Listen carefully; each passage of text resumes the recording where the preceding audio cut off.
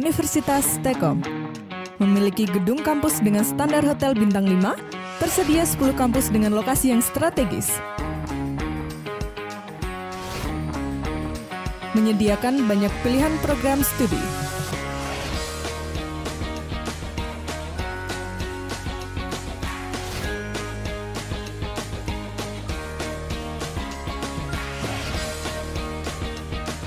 Setiap kelas dilengkapi dengan sarana dan prasarana penunjang pembelajaran yang terbarukan, sehingga proses pembelajaran di Universitas T-Kom terjamin kualitasnya.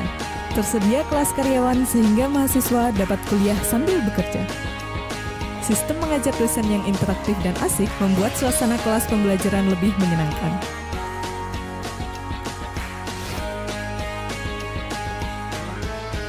Universitas T-Kom, kuliahnya menyenangkan.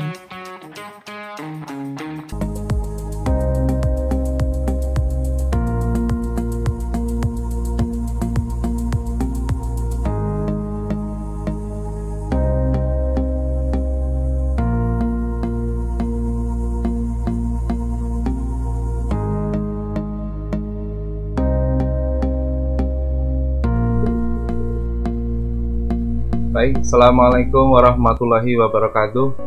Ketemu lagi dengan saya ya. Pada pertemuan kali ini saya akan membahas mengenai perangkat input output ya, atau peralatan input output pada mata kuliah pengantar teknologi informasi ini ya. Nah, di perangkat input output ini nanti kita akan bahas spesifik pada perangkat inputnya dan perangkat-perangkat output yang digunakan pada sistem komputer ya. Saya ucapkan selamat datang bagi yang sudah hadir. Silahkan Anda presensi kehadiran terlebih dahulu ya, di live chat ya, maupun di siakat ya, untuk mendapatkan perhitungan presensi kehadiran Anda pada sistem ya. Kemudian untuk yang belum login, silahkan Anda bisa segera login ke siakat ya untuk presensi kehadiran Anda, dan bisa mulai mengikuti materi tentang alat input dan output ini. Oke, baik, kita akan masuk pada materi peralatan input dan peralatan output ya. Nah, peralatan input dan peralatan output ini kita sebut sebagai perangkat ya, perangkat yang dipakai untuk menginputkan data atau menginputkan sesuatu ke dalam sistem komputer ya, bisa berupa perintah, bisa berupa data ya, data numerik atau mungkin data string ya, dan menampilkan outputnya. Nah, di sini nanti ada beberapa peralatan output yang digunakan di dalam sistem komputer ya. Nah, di pokok bahasan ini akan kita bahas 5 sub pokok bahasan, yaitu input dan output, lalu perangkat keras input, perangkat keras output, kemudian kualitas dari perangkat input outputnya ini ya, dari sisi kesehatan dan ergonomi, dan bagaimana masa depan dari alat input dan output ini ya di bidang teknologi informasi. Nah, yang pertama adalah perangkat keras input ya. Jadi perangkat keras input ini adalah perangkat keras yang bisa menerjemahkan data ke dalam bentuk yang bisa diproses oleh komputer. Jadi perangkat ini sudah ada konverternya yang bisa menerjemahkan data dari bentuk suara ya, mungkin dari bentuk teks ya, atau dalam format yang lain. Asalkan alat input itu bisa melakukan konversi data, maka data bisa masuk dan bisa diolah oleh komputer. Nah, perangkat keras input ini dia akan menerjemahkan ya, mungkin kata, mungkin angka, mungkin suara tadi ya, dan gambar ya, ke dalam bentuk angka biner ya. Nah, jadi angka biner ini menggunakan digit biner 0 dan 1 yang di pertemuan kemarin kita sudah bahas ya. Nah, ini yang akan bisa diolah pakai komputer ya. Jadi sistem komputer bisa mengolah berdasarkan digit biner yang ada di hasil konversi tadi ya. Nah, jadi ketika digit biner itu berhasil dikonversi dengan baik, maka komputer dapat atau mampu mengelola atau mengolah datanya. Nah, sedangkan perangkat keras output adalah perangkat yang bisa menerjemahkan informasi yang diproses oleh komputer ke dalam bentuk yang bisa dipahami oleh manusia ya secara umum ya.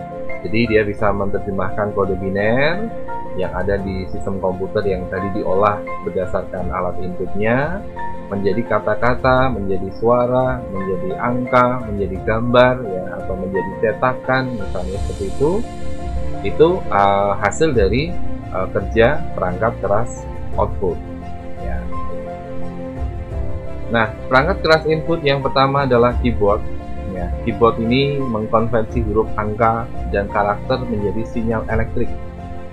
Nah, keyboard ini ada yang berbahasa Inggris, ada yang keyboard berbahasa lainnya. Contoh misalnya untuk keyboard dengan tata letak akrilik Rusia, ya, keyboard akrilik Rusia. Ini ada di Geocities Fontboard Acrylic HTML. Bahkan ada bahasa yang dekat dengan bahasa Inggris seperti bahasa Jerman. Nah, ini nanti tata letak dari keyboardnya berbeda pula, ya. Ini Anda bisa lihat di Microsoft.com Global Dev Keyboards KBDJR HTML, ya. Sehingga kita harus menyesuaikan dengan keyboard tersebut, ya, atau menyesuaikan dengan keyboard bahasa asing yang kita gunakan saat kita bepergian di luar negeri. Nah, jadi ketika kita di Indonesia, kita akan menggunakan keyboard Indonesia, ya. Ketika kita nanti di luar negeri, maka keyboardnya akan kita akan menyesuaikan, ya, untuk penggunaan keyboard luar negeri. Nah, Anda lihat di sini ini keyboard Rusia, ya. Ini adalah fontnya, ya. Jadi fontnya itu kalau secara bahasa Inggris, ya, itu QWERTY-nya kelihatan di atas nih, ya. QWERTY, UIOP dan seterusnya, ya. Tetapi di sini ada main fontnya atau main hurufnya, yaitu bahasa Rusia, ya. Ya, ada standarnya di sini, ya. Ini bahasa Inggris. Ketika nanti di set dengan bahasa Inggris, maka akan mengetikkan seperti ini, ya. Tapi ketika nanti digunakan bahasa Rusia, maka akan menggunakan seperti itu. Kemudian ada keyboard Jerman, ya.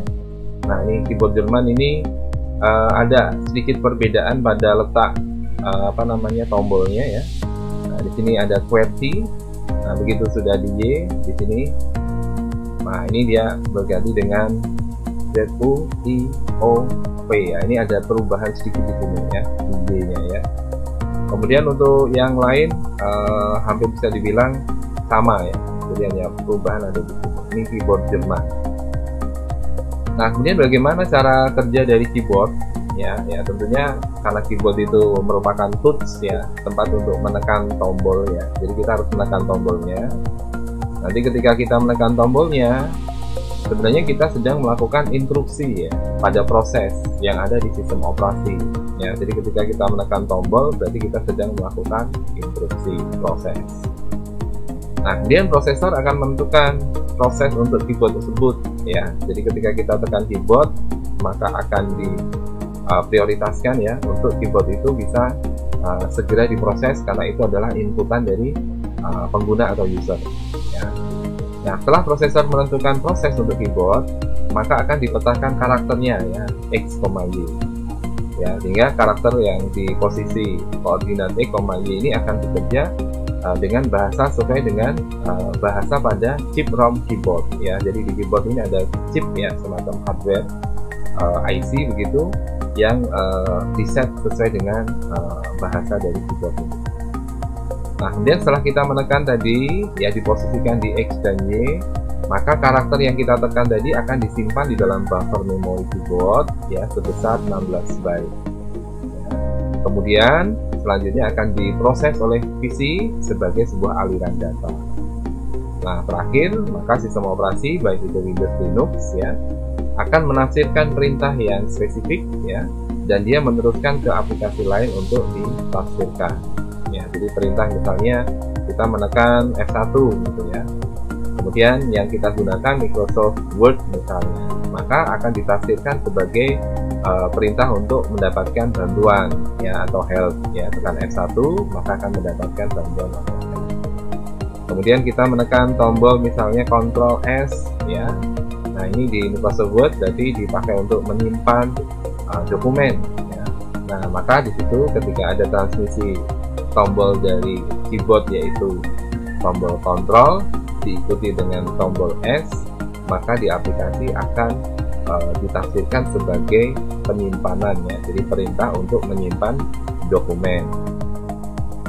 Kemudian dari sebanyak keyboard yang ada ya, itu ada beberapa jenis keyboard ya. Ada keyboard dengan 104 sampai 108 tombol. Ini adalah yang standar desktop ya. Jadi jumlahnya lengkap sekali di sini, ada 104 sampai 108. Kemudian ada yang jumlahnya lebih sedikit, yaitu biasanya untuk dipakai laptop, 85 tombol ya. Kemudian ada jenis keyboard kabel. Keyboard kabel ini disambungkan ke CPU melalui kabel serial ya, atau melalui kabel USB ya, atau melalui port USB yang ada di bagian belakang dari Central Processing Unit. Bahkan ada juga keyboard wireless ya. Nah, keyboard wireless ini ada yang menggunakan teknologi IR, inframerah, ada yang menggunakan teknologi RF ya, frekuensi radio frekuensi. Kemudian ada keyboard juga virtual ya, keyboard yang digunakan oleh tablet ya, oleh smartphone. Itu adalah keyboard virtual ya, dipakai oleh PDA gitu ya, personal data assistant. Mungkin ini sekarang dalam bentuk tablet ini ya, PDA ini. Nah, Anda lihat di sini, ini adalah keyboard yang di sebelah kiri. Ini adalah keyboard wireless ya, jadi bisa terhubung menggunakan koneksi radio. Kemudian yang sebelah kanan ini adalah keyboard kabel ya, yang dia menggunakan kabel yang dihubungkan ke bagian akhir dari Central Processing Unit ya.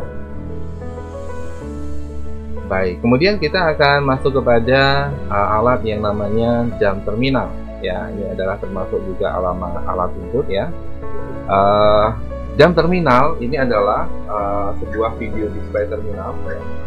Dia akan menampilkan screen dan keyboardnya ya, dan bisa melakukan input dan output only. Jadi dia hanya bisa meneruskan ya perintah input dan outputnya ya, tidak ada pemrosesan data. Kemudian intelligent terminal. Nah, intelligent terminal ini adalah sebuah layar atau keyboard dan sebuah memori gitu ya, yang bisa melakukan fungsi-fungsi lokal ya. Jadi dia bisa melakukan fungsi-fungsi lokal di dalam sistem komputer. Kemudian internet terminal. Nah, internet terminal ini sebuah browser gitu ya, yang ada di dalam satu komputer, tetapi dia hanya sebagai terminal saja yang hanya bisa menjalankan web dan bisa memainkan TV gitu ya. Nah, kita akan berpindah ke sini saja. Nah, terminal cerdas atau DOM terminal tadi itu ya, ada layar, ada keyboard, ada memori, dan dia bisa melakukan beberapa fungsi yang mandiri ya. Kemudian untuk yang interterminal tadi, yaitu perangkat yang akan otomatis dia menjadi browser ya.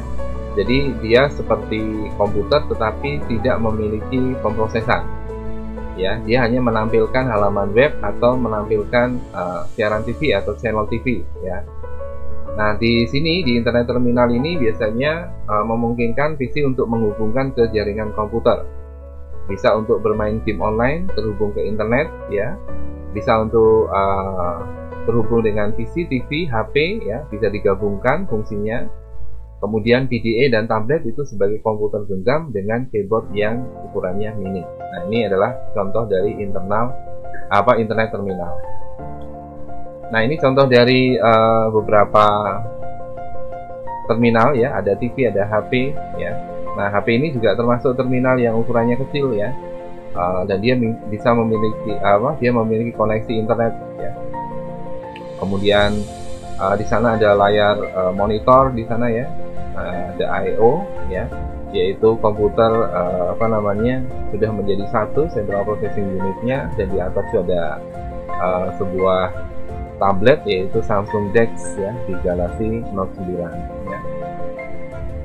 Oke, kemudian ada permasalahan tentang keyboard yang ada di PDA atau di tablet ya. Problemnya adalah kalau dibuat terlalu kecil tidak bisa digunakan ya keyboardnya. Kalau di PDA itu kan ukurannya kecil ya, maka dibuat virtual keyboard ya. Kemudian problem yang lain, kalau dibuat terlalu besar tidak sesuai ukuran.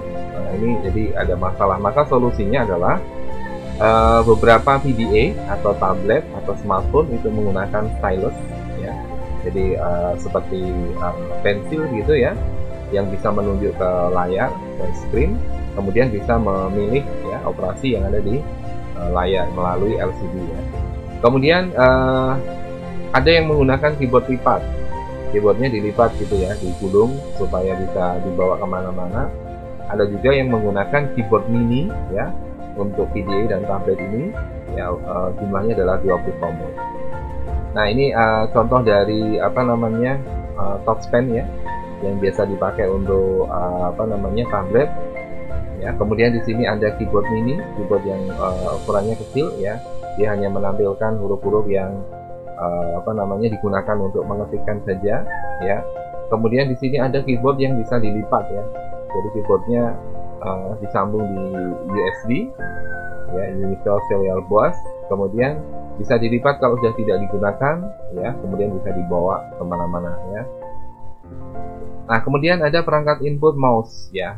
Perangkat mouse ini akan mengontrol posisi dari kursor di layar, dan pengguna bisa memilih untuk ditampilkan di layar. Nah, mouse ini adalah alat untuk penunjuk utama pada komputer ya, dengan cara bagaimana dia bekerja, yaitu dengan bergulir di atas mousepad ya, dan dia mengarahkan atau menunjuk pada layar tampilan komputer. Nah di mouse ada bola atau menggunakan sinar optik ya, baik bola atau sinar optiknya di dalam mouse akan menyentuh desktop dan dia akan bergulir ya, sehingga bisa menggerakkan kursor di layar. Nah ada dua roll di bagian dalam mouse untuk menyentuh sinyal optik ya, jadi sinyal optiknya bisa disentuh dengan dua roll ini, maka bisa bergerak ya kursornya. Satu roll bergerak berdasarkan sumbu X, dan satu roll lagi bergerak dalam sumbu XY ya. Bagian roll mengubah poros yang memutar dan dia memecah sinyal LED menjadi pulsa cahaya yang terlihat oleh sensor inframerah. Nah, sehingga di sini bagian roll akan mengubah porosnya yang memutar dan memecah sinyal LED menjadi pulsa cahaya. Kemudian chip prosesor di mouse itu membaca pulsa ya, dan mengubahnya menjadi kode biner. Nah, jadi chip ada yang terpasang di mouse seperti ini ya. Nah nomor 10 ini ada nomor 10 ini adalah chipnya ya. Di sini juga ada di nomor 5 ini yang untuk mouse ball ya, trackball. Kemudian ini adalah mouse optik yang di sebelah kiri ya. Nah ini ada chipnya, chip ini yang nanti bertugas untuk mengubah gerakan menjadi posisi kursor di layar ya. Nah selain itu juga ada mouse yang berupa trackball ya, jadi bolanya bergerak, jadi bentuknya ada bola di situ dipasang di atas perangkat yang stasioner ya. Jadi pergerakan mouse-nya itu tidak digerakkan ya, maksudnya mouse-nya, alatnya tidak digerakkan untuk bisa mengubah posisi kursor, tetapi trackball ini mouse-nya ada ditaruh gitu ya di satu meja gitu, dan dia tidak bergerak, yang digerakkan adalah bolanya ya. Kenapa? Karena kadang-kadang tempat untuk menggerakkan mouse itu terlalu sempit ya, tidak cukup nyaman untuk digunakan ya, maka alternatifnya menggunakan trackball.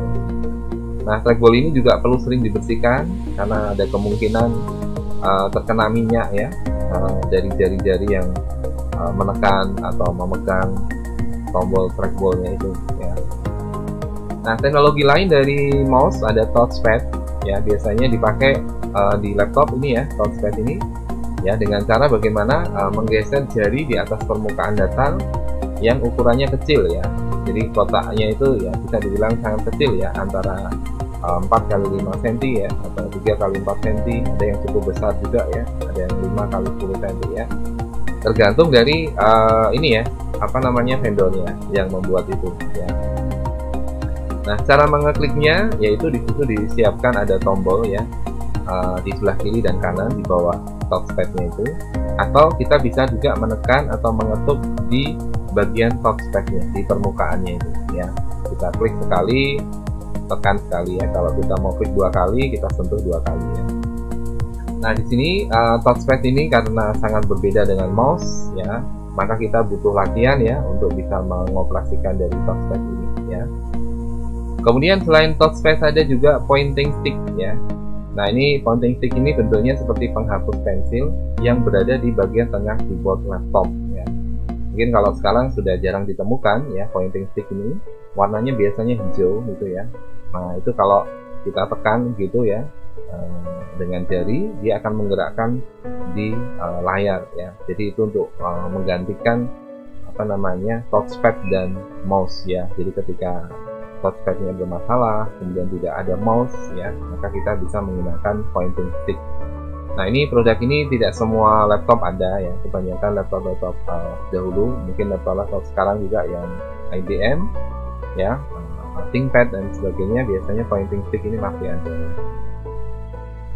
Nah, ini yang kita sebut trackball tadi ya, jadi ini yang kita pasang di satu tempat yang ukurannya tidak terlalu besar ya, sehingga kita bisa menggerakkan kursornya melalui bola yang ada di sini ya. Klik kanan kirinya sama seperti mouse, cuman pergerakan dari kursornya itu bisa digerakkan menggunakan bola, tidak dengan pergerakan mouse itu sendiri ya. Nah, ini yang disebut dengan touchpad, jadi kita tinggal menyentuh ya di layar di bagian laptop ya, di bagian kotak touchpadnya itu di bawah keyboard biasanya ya. Nah, itu Anda bisa sentuh, ada gerakan untuk menggerakkan layar ya. Nah, kemudian yang tadi disebut dengan pointing stick tadi ini ya, ini kebetulan berwarna merah ya, dia terletak di antara huruf G, H, dan B ya, di tengah-tengah sini. Nah, ini kalau kita tekan gitu ya, maka mouse kursor ini akan bergerak ya, sesuai dengan arah dari penekanan pointing stick ini. Nah, kemudian teknologi input yang lain ada layar sentuh ya, yaitu layar tampilan LCD atau LED yang peka menerima input dari jari tangan ya, biasanya ya. Jadi problemnya dari layar sentuh itu kadangkala menampilkan tampilan yang tidak selaras ya dengan inputan ya. Ini biasanya harus dikalibrasi ya kalau layar sentuh seperti ini. Kadang-kadang itu tidak sesuai, tidak pas ya. Jadi kita menyentuh icon apa, nanti yang dieksekusi atau dijalankan icon yang lain atau aplikasi. Selain itu ada pena input ya. Nah, pena input ini adalah stylus yang biasanya dipakai untuk menginput atau menyentuh di bagian layar langsung ya, di bagian LCD langsung ya. Jadi tidak disentuh dengan tangan, tapi disentuh dengan pena input ini ya. Nah, pena input ini ada yang memiliki fitur pengenalan tulisan tangan ya, untuk menerjemahkan tulisan tangan manusia menjadi huruf ya, seperti yang diketikkan dari keyboard ya. Nah, ini adalah touchscreen yang di sebelah kiri, di sebelah kanan ini adalah contoh dari pena input ya, yang bisa dipakai untuk OCR ya, Optical Character Recognition. Jadi mengenali pola yang kita tuliskan di dalam pena input ini ya, kemudian kita bisa menggunakannya untuk memberikan atau mengetik sesuatu di layar komputer. Nah, selain pena input ada pena cahaya atau disebut dengan light pen. Light pen ini adalah perangkat seperti pena yang sensitif terhadap cahaya. Nah, dia menggunakan koneksi kabel ke terminal komputer. Nah, pena cahaya ini dia memposisikan pena ke titik yang diinginkan pada layar ya, di layar tampilan LCD maupun di komputer, laptop ya. Dan kemudian kita menekan tombol untuk mengidentifikasi lokasi layarnya. Jadi inputnya melalui sinar atau light atau cahaya yang dari pena ini ya.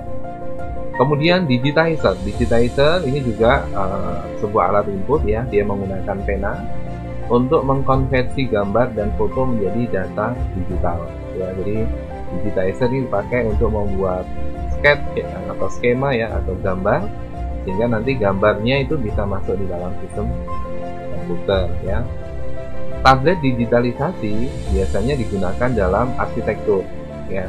Nah, ini biasanya untuk membuat sketch ya dari sebuah gambar gedung ya. Tablet digitalisasi atau digitizer ini bisa digunakan untuk membuat gambar tersebut ya. Nah, ini adalah pena cahaya ya. Jadi kalau kita pasang USB nanti akan keluar cahaya. Nah, ketika diposisikan di posisi tertentu, kemudian kita klik ya di penanya itu, maka dia akan mengeksekusi atau menjalankan perintah dari klik tadi. Nah, yang di sebelah kanan ini contoh dari digitizer ya, bisa dipakai untuk menggambar sebuah image gitu ya, atau gambar yang nanti ditransformasikan ke gambar digital ya, masuk di dalam sistem komputer.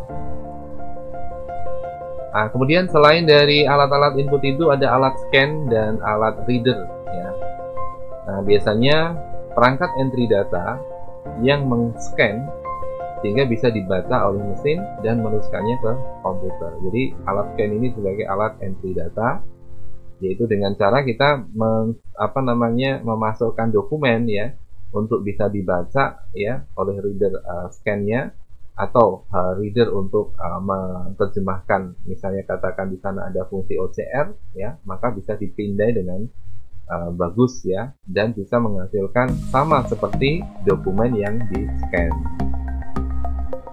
Nah, pemindainya di sini atau scannernya itu menggunakan penginderaan cahaya ya. Jadi ada cahaya yang nyala. Jadi kalau scan ini Anda buka pada saat Anda melakukan scan ya, hati-hati karena di situ ada cahaya yang sangat terang. Ya, itu akan mengganggu penglihatan kita. Nah, penginderaan cahaya ini dia akan menerjemahkan gambar teks, foto ya ke dalam bentuk digital ya. Jadi gambar tapi dalam bentuk teks itu bisa ya. Nanti akan menjadi sebuah gambar digital. Nah, kemudian pemindai gambar ini digunakan dalam pencitraan secara elektronik ya. Jadi pencitraan ini berarti membaca sumber atau resource berupa gambar atau teks tadi itu ya, mungkin dalam bentuk buku, mungkin dalam bentuk gambar ya, foto dan sebagainya. Nah, ini pemindai ini akan membuat pencitraan secara elektronik untuk bisa disimpan di sistem komputer ya. Karena yang asli itu dalam bentuk foto atau dokumen ya, atau buku, tapi ketika di scan maka dia akan berpindah ke sistem komputer ya dalam bentuk data elektronik. Kemudian untuk resolusi dari alat scan ini mengacu pada ketajaman dari gambar dengan standar ukuran adalah dot per inch. Nah, masing-masing dari alat scanner ini punya DPI sendiri-sendiri ya. Jadi dot per inch, jumlah titik 1 inchinya itu berapa. Nah, semakin banyak jumlah titik, semakin rapat, biasanya resolusinya akan semakin tinggi dan gambarnya akan semakin tajam. Kemudian scanner ada dalam bentuk flatbed ya, yaitu scanner flatbed. Biasanya ini persis seperti mesin fotokopi gitu ya. Gambarnya diletakkan dan ditempatkan di permukaan kaca, kemudian dipindai oleh pengindera cahaya tadi. Ya. Jenis scanner yang lain selain flatbed ada yang berbentuk lembaran, ya, jadi di scan per lembar gitu. Ada yang digenggam gitu ya, bisa di scan dalam genggaman. Ada bentuk drum ya, ada yang berbentuk pena ya, pena scan ya. Jadi kita tinggal mengarahkan pena tadi itu ya ke misalnya di buku begitu ya, di huruf-hurufnya ya, atau di tulisan di kalimatnya, nanti otomatis akan di scan untuk ditampilkan di layar secara digital. Nah, ini adalah macam-macam dari peralatan scanner ya. Jadi ada yang berbentuk pena, ada yang berbentuk layar ya. Di sini ada yang berbentuk seperti ini ya, jadi satu dengan printer ya. Ini yang flatbed ya, ini yang dalam bentuk flatbed. Dan kemudian ini ada yang scanner menggunakan cahaya ya, cahaya infra ya, untuk memindai misalnya CT scan ya, tengkorak manusia ya, memindai otak ya, kepala manusia, ini menggunakan ini. Nah, kemudian ada barcode reader. Ya, barcode reader ini adalah pemindai foto elektrik atau disebut dengan optik yang bisa menerjemahkan simbol kode batang menjadi kode digital ya. Jadi barcode itu kode batangnya. Nah, sehingga ada alat namanya reader kode batang atau reader barcode yang bisa menerjemahkan ya menjadi kode digital. Nah, kode digital selanjutnya ditransfer ke komputer. Komputer akan mencari item tertentu dan dia akan menampilkan nama dan harga dari produk yang ada di barcode yang di-scan ya. Jadi barcode ini biasanya ada di produk ya, ada menempel gitu ya di produk. Nanti kalau itu di-scan dia akan menampilkan nama produk dan harganya. Nah, jenis-jenis barcode ini ada yang satu dimensi, dia bisa menampung 16 karakter ASCII, ya, American Standard Code International Interchange. Ada yang 2 dimensi, dia bisa menampung 1000 sampai 2000 karakter ASCII, ya, lebih besar lagi. Ada kode batang 3 dimensi, ya, ini biasanya bentuknya bergelombang yang dibedakan berdasarkan ketinggian simbolnya.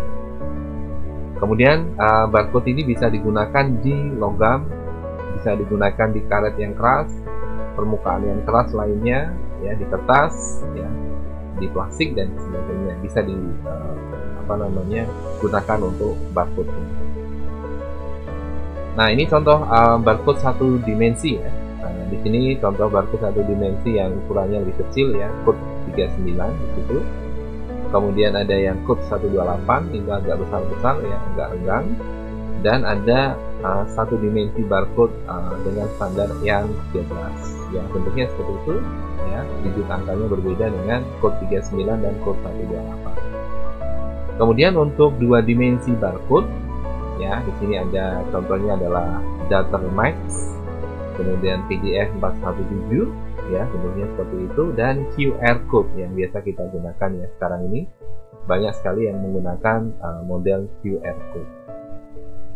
Nah, ini adalah 3 dimensi dari barcode, ya. Bentuknya seperti QR code, tetapi Anda lihat di sini ada 4 bagian, ya. Anda lihat di sini ada contoh 4 bagian dari QR code, ya, dari vektor stop. Nah, kemudian alat input yang lain yang bisa membaca kode batang, yaitu yang kita sebut dengan MICR, ya, Magnetic Ink Character Recognition. Nah, di sini MICR ini menggunakan tinta yang ada magnetnya khusus, ya, dan harus dibaca oleh pemindai khusus yang bisa membaca tinta ini. Jadi tintanya itu ada magnetnya, tintanya bisa dibaca, ya, dengan alat MICR. Kemudian pembaca kode batang yang kedua ada OMR, yaitu Optical Mark Recognition. Dia menggunakan pemindai khusus yang bisa membaca tanda yang bergelembung, ya. Biasanya digunakan dalam tes standar, ya. Jadi OMR ini biasa dipakai untuk mengikuti tes, ya, bidang ganda dan sebagainya, yaitu contohnya seperti tes ACT dan SAT. Ini di luar negeri, ya. Kemudian OCR, ya. OCR ini adalah Optical Character Recognition. Ya, dia bisa merubah teks yang dipindai dari gambar teks, ya, ke dalam format teks yang bisa diedit, ya. Jadi bedanya kalau gambar itu dieditnya, ya, menggunakan standar editing gambar. Tapi kalau sudah di-scan menjadi OCR, kemudian dia menjadi teks yang bisa diedit, maka standar editingnya adalah edit karakter, ya. Jadi bisa mengedit setiap karakter yang diketikkan. OCR ini juga digunakan, ya, untuk membaca dokumen yang non-komputer, di mana kita tidak memiliki file sumber dokumennya, ya. Jadi kita bisa membaca dokumen-dokumen yang bukan dokumen komputer, ya, lalu kita bisa pindahkan dia menjadi dokumen yang bisa dibaca komputer. Nah, ini adalah contoh OCR yang di sebelah kiri itu, ya. Ini adalah Optical Character Recognition. Kemudian yang di tengah itu adalah OMR yang bisa dipakai biasanya untuk mengecek hasil ujian, ya. Kemudian ada MICR. MICR ini contoh yang tadi dipakai, ya, untuk karakter yang bermagnetik, ya. Jadi ada ink karakter yang bermagnetik. Jadi karakternya ditulis menggunakan tinta khusus yang bermagnetis. Nah, ini adalah alat-alat dari beberapa alat input untuk sesi ini, ya. Kita akan lanjutkan lagi nanti untuk alat input di sesi yang berikutnya, ya, pada pertemuan yang berikutnya, ya. Oke, mungkin ada pertanyaan, silahkan. Jika ada yang akan ditanyakan, Anda bisa tuliskan di layar.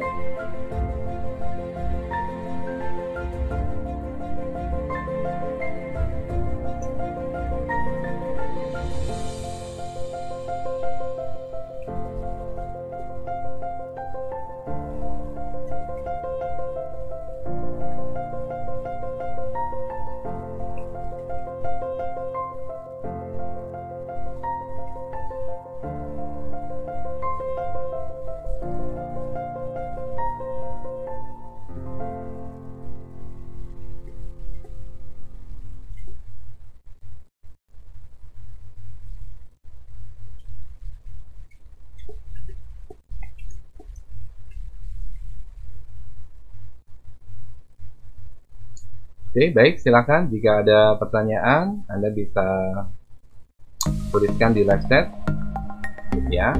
Apa yang akan Anda tanyakan, dan mungkin ada diskusi, ada yang mau didiskusikan, silahkan Anda tulis di bagian live chat. Wassalamualaikum warahmatullahi wabarakatuh. Salam sejahtera, sampai ketemu lagi minggu depan ya, insyaallah.